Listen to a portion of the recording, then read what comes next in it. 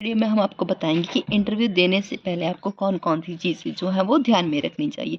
First thing जो आपकी रहेगी वो है आपका ड्रेसअप। जो ड्रेस जो है वो आपकी क्लीन होनी चाहिए। आप क्लीन यूनिफॉर्म पहन के जाइए, फॉर्मल पहन के जाइए, उससे क्या होगा, प्रोफेशनल लगेंगे।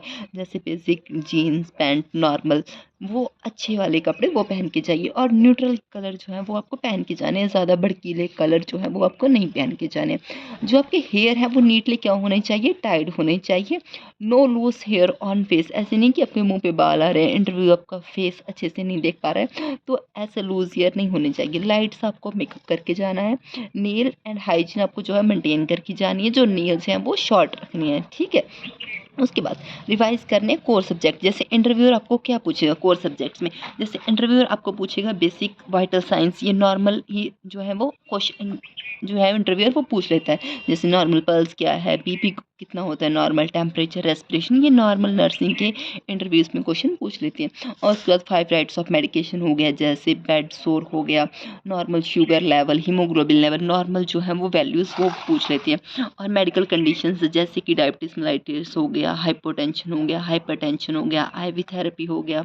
नीडल्स के साइज के अकॉर्डिंग उनका कलर पूछ लेती हैं कि जैसे 18 गॉज की नीडल है तो वो कौन से कलर की होगी, वो किस एज ग्रुप को जाती है। जैसे आपको बच्चे को ब्लड चढ़ाना है या फिर फ्लूइड चढ़ाना है तो उसको आपको कौन सी नीडल आपके लिए उसके लिए यूज़ करोगे, तो ये चीज़ें पढ़ के जाना।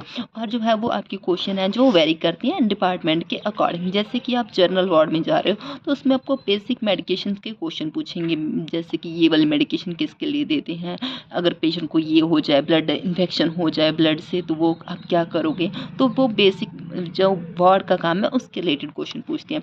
लेकिन जैसे अगर ओबीजी है, ओबीजी वार्ड में के लिए आप जा रहे हो, या फिर वो हॉस्पिटल जो है वो मेन स्पेशलिस्ट ओबीजी का है, तो आपको वो प्रेगनेंसी के रिलेटेड क्वेश्चन पूछेंगे।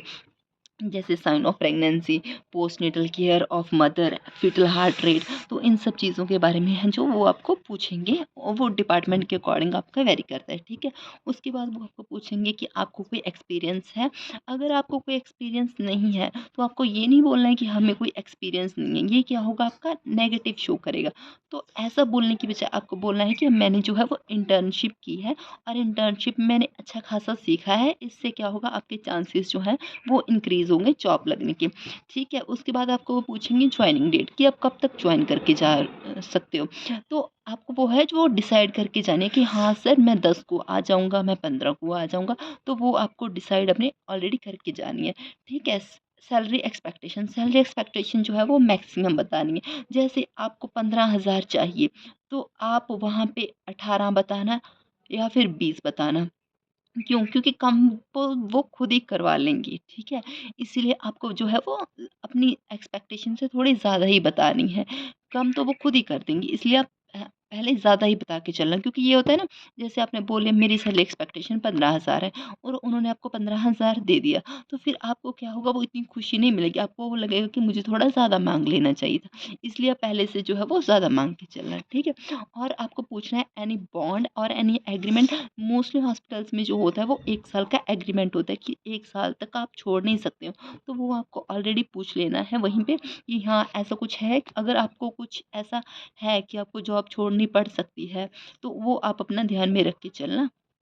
ठीक है। और उसके बाद सैलरी की जो है वो मेन दिक्कत आती है। सैलरी बहुत सारे लोगों को नहीं पता होता है। सैलरी जो होती है वो हॉस्पिटल सीटीसी में देते हैं, कोस्ट टू कंपनी। जैसे वो आपको बोलेंगे कि आपको 20,000 सैलरी मिलेगी, आप तो खुश हो जाओगे कि हमें 20,000 मिल रही है, लेकिन आपको 20,000 है जो वो नहीं मिलेगा। क्यों? क्योंकि उसमें से आपका कटेगा पीएफ, उसमें से आपका कटेगा ईएसआई इंश्योरेंस। तो ये सब चीज़ें आपको पहले से उनसे पूछ लेनी है कि ये सीटीसी है या फिर इन हैंड है, क्योंकि आपको ये सब काटने के बाद इन हैंड जो सैलरी है वो अलग ही मिलेगी, ठीक है। तो आप उनमें से पूछ लेना, अगर मुझे 20,000 मिल रहा है तो मेरा पीएफ वगैरह कुछ कट रहा है, तो ये आपकी मर्ज़ी होती है, आपने कटवाना है या नहीं कटवाना है। तो ये पूछ लेना और ईएसआई कट पूछ लेना कितना कटेगा, ठीक है। इन हैंड सैलरी जो आपको है वो कितनी मिलने वाली है, वो वाली चीज़ आप पूछ लेना, ठीक है। Shift per day and how long each shift is, अपनी शिफ्ट की टाइमिंग पूछ लेना। अगर आपको ज़्यादा लग रही है तो आप उसी टाइम पे बोल देना। ऐसा नहीं है कि पहले आप बोल दो हाँ और उसके बाद हम बोलें कि नहीं नहीं हम इतनी सैलरी नहीं, हम इतनी लंबी शिफ्ट नहीं कर पाएंगे। तो वो है जो है वो आप ऑलरेडी डिसाइड करके चलना, ठीक है। और उसके बाद क्या है, नोटिस पीरियड। नोटिस पीरियड पूछ लेना आप कितने टाइम के है। जैसे मोस्टली कंपनीज़ में होता है 2 मंथ का नोटिस पीरियड। नोटिस पीरियड क्या होता है? नोटिस पीरियड होता है कि जॉब छोड़ने से पहले आप कितने टाइम पहले आपको कंपनी को है वो नोटिस देना पड़ेगा। तो वो नोटिस पीरियड जो है आपको वो ध्यान में रखना है कि ये नोटिस पीरियड कितने टाइम का है। और उसके बाद डिपार्टमेंट की मेरी कौन से डिपार्टमेंट में है जो ड्यूटी मेरी लग रही है, ठीक है। उसके बाद आपको ध्यान देना है nurse patient ratio. Nurse patient ratio में क्या है कि आपको कितने पेशेंट जो है वो मिलेंगे, ठीक है।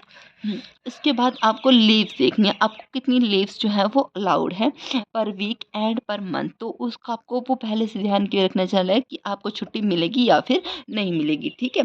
ओवर टाइम का पेमेंट ये भी आप ज़रूर पूछ लेना, क्योंकि अगर आप ओवर टाइम आपसे वो करवा रहे हैं तो आप पहले ही पूछ लेना कि उसका मुझे कितना पेमेंट जो है वो मिलने वाला है, ठीक है। शिफ्ट टाइमिंग एंड रोटेशन, इसमें आपको पता चलेगा कि आपकी शिफ्ट जो है वो कितनी आवर्स की रहने वाली है, 7 आवर्स की, 8 आवर्स की। एंड रोटेशन जैसे मॉर्निंग, इवनिंग, नाइट, तो वो आप पहले से डिसाइड कर लेना कि मुझे नाइट करनी है नहीं करनी है, तो आप उसी टाइम पे उस बारे में डिस्कस जो है वो करके चलना है, ठीक है। Thank you. अगर आपको कोई और भी क्वेश्चन है तो आप हमें डीएम करें इंस्टाग्राम पे, हम आपको अपनी आईडी मेंशन कर देते हैं _मनी 1947। और सेकंड वाली है एनक्लेक्स नोट्स, हम आपको ये पिन कमेंट में भी बता देंगे, हम उसमें मेंशन कर देंगे। NCLEX note 2025 open book profile है, पंजाब आर्यन बायो में रिटन है। और उसमें आप हम पे डीएम करके बुक्स भी मांग सकते हैं, जैसे कि PR Yadav, target high, Saunders notes. और भी अगर आपको कोई भी क्वेश्चन है तो आप हमें वहाँ पे जो है वो डीएम करें, हम आपकी ज़रूर हेल्प करेंगे। Thank you.